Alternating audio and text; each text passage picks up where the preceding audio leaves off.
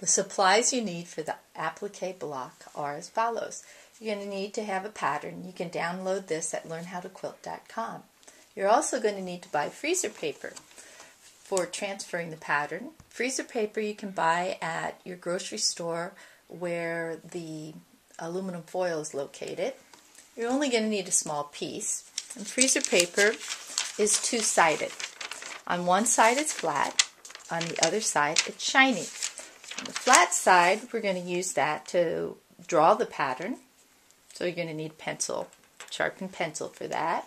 And on the shiny side, we're going to use that for ironing the pattern onto our fabric. So we're going to eventually have to cut that freezer paper out, so you're going to need to use paper scissors for that. You're also going to need to have regular scissors for when you work with your fabric. So the fabric that you're going to need, first off, you're going to need a 7-inch square. That's for the background fabric.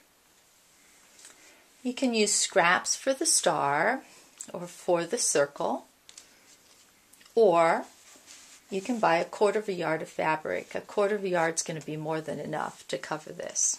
Now, as soon as we transfer this pattern, we're going to baste it. So when you baste the pattern, you're going to need white thread and a washable glue stick.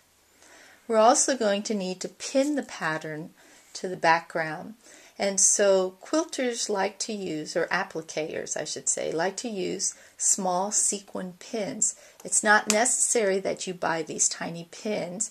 You can use just regular pins, but if you decide to applique for in the long run, then that might be something you want to invest in.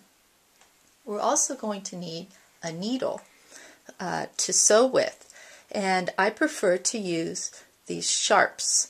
Sharps are sharp needles. They come in different sizes. This one's a size 7, which means the eye's bigger than size 11 over here. Size 11 would make it really easy for the thread to glide through the fabric with that smaller size needle, but you're going to need a needle threader to thread that needle. I don't like to fuss with the needle threader, so I usually use a size 7 needle for applique. You're also going to need to get thread. I like to match the thread of the motif that I'm going to applique. So in this case, let's say the gold star, I would use gold thread. But sometimes I need thread to match the background because the motif is multicolored, which isn't the case here, but if it was, I would be using this thread. The best thread to use, in my opinion, is silk thread, like this red thread here. It's a little bit more expensive, but if you're going to applique, it makes it much easier to slide the thread or slide the needle through the fabric. You're also going to need to have an iron, a hot dry iron, to press your final applique. I prefer to use a fluffy towel on my ironing board when I press. In the next video, I'll go over how to transfer your pattern onto freezer paper.